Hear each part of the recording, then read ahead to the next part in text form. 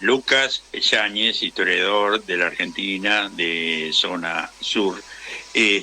Bueno, Lucas, un gusto volver a encontrarte, tanto José Gerardo como yo, nos congratulamos de tenerte cada 15 días en nuestro programa. Mirá que decís tantas cosas lindas que me las voy a creer. Bueno, nos tenemos que decir entre nosotros. Tú sabes que es agradable compartir el rato contigo, Lucas. Tú sabes que es así. Muy bien, falta el ron acá. Bueno, y aquí no hay bueno. Ya lo tomaremos. Ya nos juntaremos. Bueno, Lucas, habíamos conversado acerca de distintos temas. Bueno, en la medida de lo posible y de tu muy buena capacidad de síntesis, vamos a ver si entran todos. Pero bueno, vayamos en el orden que te planteé y que vos aceptaste. Correcto. Uno sería acerca del nombre de América, Latinoamérica, Indoafroamérica, Endoamérica, Hispanoamérica. Bueno, ¿cómo la debemos llamar y cuál sería la denominación más correcta? También me faltaba Nuestra América y Abya Yala. Yo le voy, estas son subjetividades, ¿no? Pero a uno le gustan determinadas denominaciones que creo que están presentes en este programa, porque yo no sé si fuiste vos, si fue Gerardo, si fue una conversación entre ambos, pero eligieron una identidad, ¿no? Cuando eligieron el nombre del programa le pusieron la hora de la patria grande, digamos. Ahí ya, cuando denominan ese espacio geográfico, ese espacio político, ese espacio cultural como patria grande, de alguna manera estamos asumiendo una identidad, ¿no? Porque decir patria grande en Sudamérica, en Centroamérica, en el Caribe, nos define desde una posición geográfica, pero también histórica y también política, ¿no? El programa podría haberse llamado también La Hora de las Indias, ¿no? Hubiéramos pensado, o La Hora de las Indias Occidentales, o La Hora de América simplemente, y la verdad que no hubiera sido lo mismo, no hubiera sido bonito tampoco, y tampoco nos hubiera dado de alguna manera esa identidad, ¿no? Pienso también ahora La Hora del Nuevo Mundo, que en algún momento se utilizó también para denominar este espacio geográfico, pero hay que decir que desde que se produce la conquista y la colonización de estas tierras, son las potencias europeas las que están en búsqueda de un nombre que identifique, y también desde como así hay conquista y colonización, también hay resistencia, también desde este lado, desde el lado de los resistentes y las resistentes, también buscamos nombres que nos ayuden a identificarnos a nosotros y nos ayuden a crear esa identidad común, ¿no? A fines del siglo XVIII, ¿sí? Yo creo que empieza ahí a cobrar más sentido esta idea de la identificación, porque ahí aparecen los primeros intentos por emancipar estas tierras de una manera un poco más organizada. Uno podría hacerlo coincidir temporalmente con la revolución tupamarista, ¿no? Con esa epopeya de Tupac Amaru. Y poquitos años después, a comienzos del siglo XIX, ya cuando comienza la primera oleada de independencia y emancipación en nuestro continente, ahí aparecen algunas ideas de identidad, ¿no? Ahí aparecen, por ejemplo, el concepto de españoles americanos, que empiezan a figurar en algunos escritos. Van a aparecer después tiene mucho que ver con lo que llamaban los indianos, Lucas. También, sí, con los indianos, con la identidad, digamos, de esos pueblos originarios, porque hay que decirlo, muchos de los líderes revolucionarios se identifican finalmente con el nombre americanos y van a hablar en sus proclamas de América, y van a entender a esa América tanto como esos criollos, como también como los pueblos originarios, ¿no? De alguna manera, en ese gentilicio americano va a estar comprendido esa gran población que de alguna manera comienza a mestizarse, ¿no? Y de alguna manera somos resultado, ¿no? de ese mestizaje. Van a aparecer también ahí, y en esto podemos hablar del precursor, ¿no? de Francisco de Miranda, que hablaba de la Colombia, ¿no? Esa idea. Colombeya la llamó exactamente él. También, sí, es verdad. Colombeya en sus escritos, ¿no? Cuando organiza políticamente, dice cómo se van a organizar estas tierras, hablaba con esa denominación, quizás ya comprendiendo, porque él había participado, había estado ahí combatiendo en la Revolución Norteamericana, que los primeros patriotas de Norteamérica, Washington, Jefferson y demás, como que se apropian del nombre América, ¿no? Ya empiezan a hablar de América y hay ahí una apropiación originaria también, así como hay una expropiación originaria del capital, hay una apropiación originaria del nombre. Y entonces van a aparecer estas ideas de formas de denominación: Colombeya, Colombia, Columbia en algún momento, Hispanoamérica también, haciendo referencia al origen de la colonización hispánica. Nuestra América va a aparecer un poco más tarde. Sin embargo, hay que pensar también en esta idea de denominación global, que estos líderes revolucionarios tenían esa concepción de una unidad continental, ¿no? Pretendían que nuestro territorio fuera un territorio unido, ¿no? Sin embargo, esa primera oleada independentista, esa primera corriente emancipadora, lo que va a traer es una balcanización de nuestro territorio, ¿no? Va a ser una disgregación en múltiples repúblicas, en múltiples territorios, que lo que van a acentuar mucho más es la identidad local, en lugar de esa identidad más regional americana, ¿no?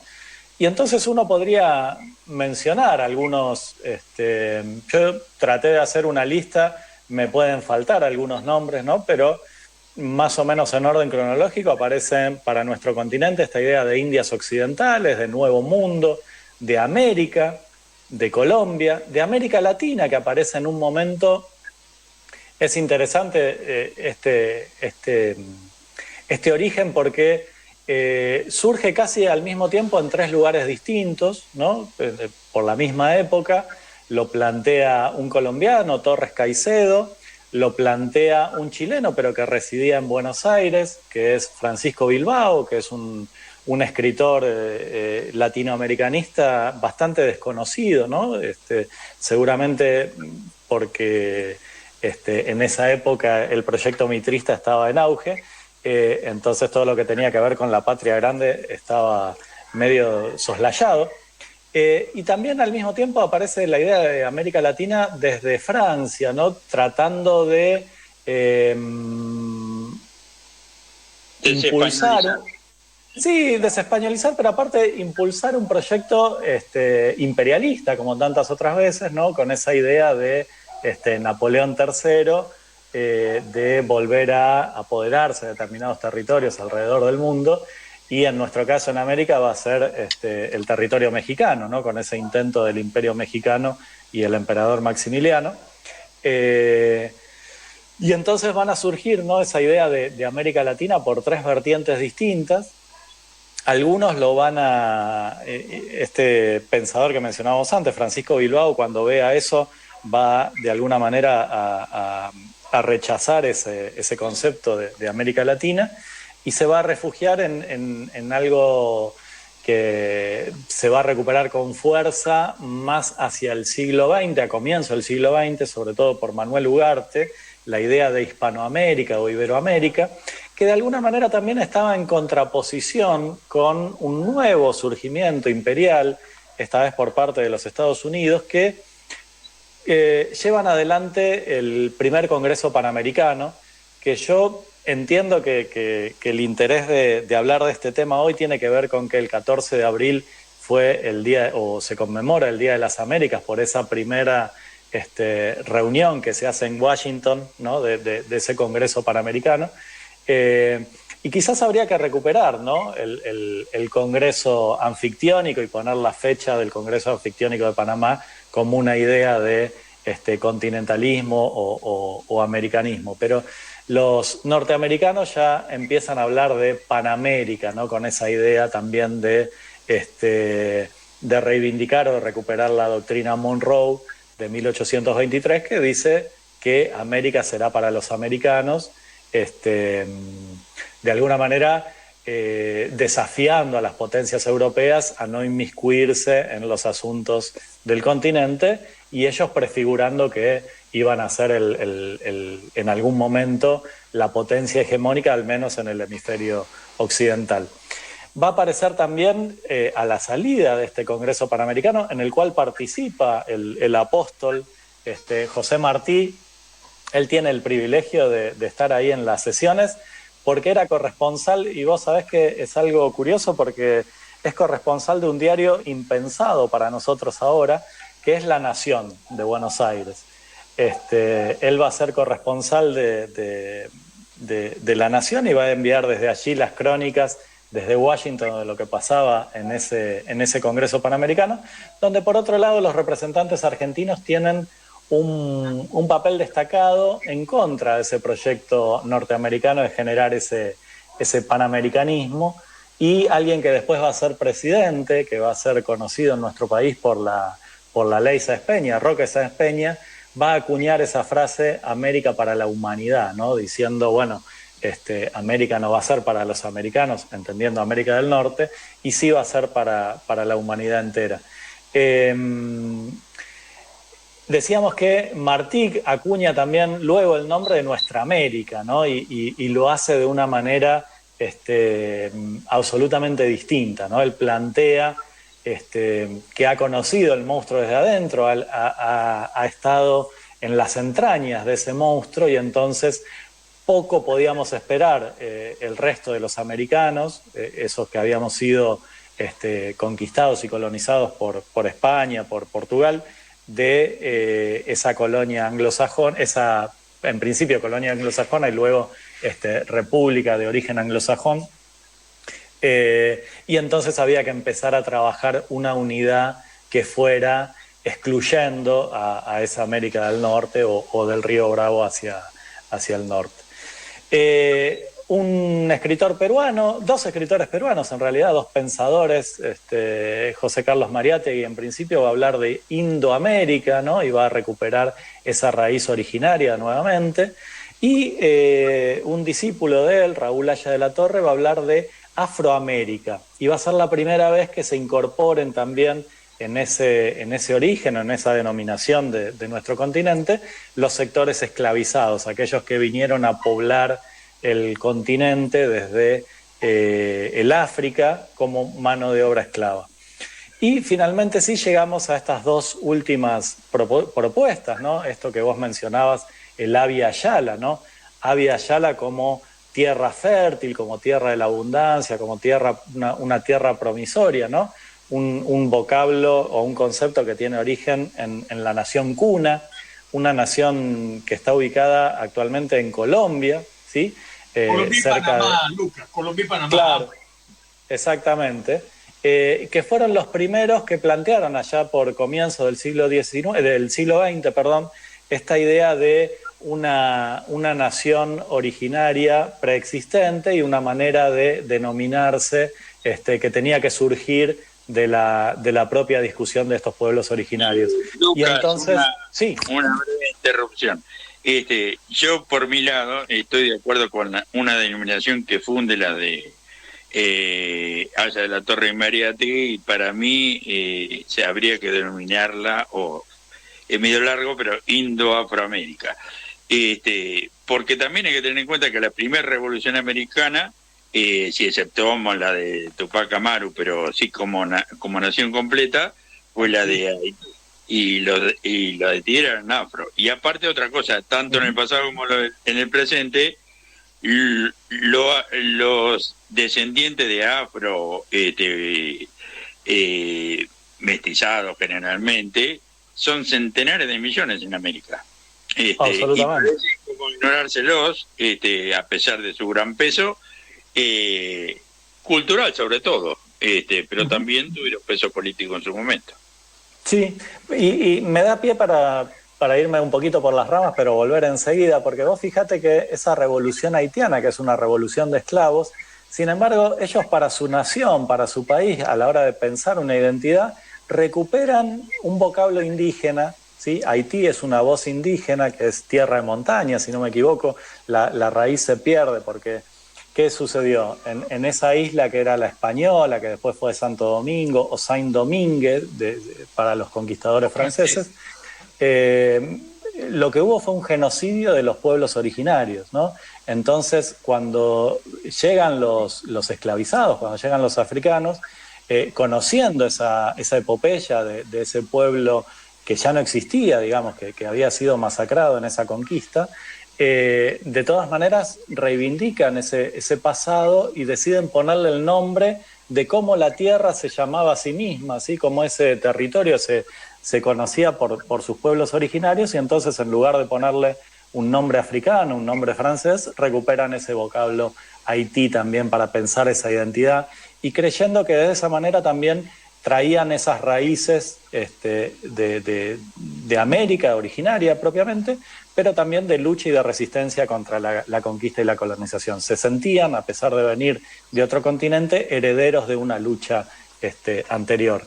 Entonces, en eso también la identidad como que va construyendo pertenencias y nos va construyendo una historia y un pasado también que nos hace pensar de dónde venimos y hacia dónde vamos, ¿no? Y finalmente esto que decíamos al principio, digo, para cerrar y hacerlo de alguna manera circular, esta idea de patria grande, ¿no? Que de alguna manera viene a sintetizar un poco todos estos conceptos y que ha cobrado impulso, si bien aparece también en algunos escritos de José Gervasio Artigas, ¿no? Ya en el siglo XIX, en alguna de las correspondencias de Artigas, aparece esta idea de patria grande como una idea de federación, así de confederación que tenía el propio Artigas. Sí es recuperado a comienzos de este siglo por los gobiernos americanos que buscan nuevamente un intento de unidad a través de algunas experiencias como puede ser la UNASUR, ¿no? O la CELAC o la Unión de Estados Sudamericanos, ¿no? Que de alguna manera es como una última ola que hemos vivido acá en este continente de pensarnos como un territorio común y un territorio en unidad, y que tenemos un destino común también. Sí, Santiago. Bueno, Perón ya hace como 70 años o más hablaba de continentalismo. Es una idea que entronca también con lo de San Martín, que tenía un plan continental, y el continentalismo se refería a Latinoamérica o Indoamérica o Indoamérica. Totalmente, sí, y aparte la política que llevaba adelante, que desplegaba Juan Domingo Perón en sus dos primeros gobiernos y después en el tercero, también tenía esa idea de construcción de una unidad continental, ¿sí? En principio con algunos países, pero sí volcándose a una estrategia que le permitiera después hacer frente a esa guerra fría que se estaba sucediendo en ese momento, ¿no? Como plantear la tercera posición. Sí, ahí me hacen señas de que estamos sobre la hora, así que... Sí, Lucas, mira, una reflexión cortita y Santiago Ernesto. Hay un poema, Hermanos Americanos, que es contradictorio el nombre, hecho por los quichuas de la Argentina, en un libro que habla de arte, saberes y tradiciones del pueblo de la Vía Yala, que es hermosísimo, es como un llamado a mantener el concepto de la patria entera, de la tierra toda, para el ser humano, el famoso concepto hermoso del vivir viviendo, que es la vuelta a la naturaleza, a los valores ancestrales, a mantener la unidad. Es bien interesante todo el concepto de la Vía Yala. Y aquí en la región caribeña, tal vez por la cercanía de los cunas, manejamos mucho el término Vía Yala y la leyenda de la Vía Yala. La Vía Yala es la evolución de un concepto que fue cambiando. Yala significa tierra en idioma, y lo fueron cambiando hasta que llegan a la Vía, que es la que se produce en el momento en que llegan los invasores europeos, y por eso quedó el término Vía Yala, lo que ya había venido evolucionando. En todo caso, lo importante es el apego del ser humano a la tierra. Hay una tribu de ustedes, creo que son los Coya, hablan de que el hombre es tierra en movimiento. Y eso es hermosísimo porque nos reivindica como verdaderos hijos del planeta.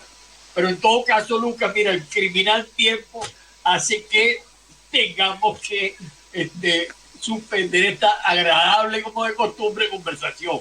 Santiago Ernesto. Bien. Es importante que esto de hablar del nombre tiene que ver con hablar de nuestra identidad y sobre todo de nuestra identidad común. Le agradecemos a Lucas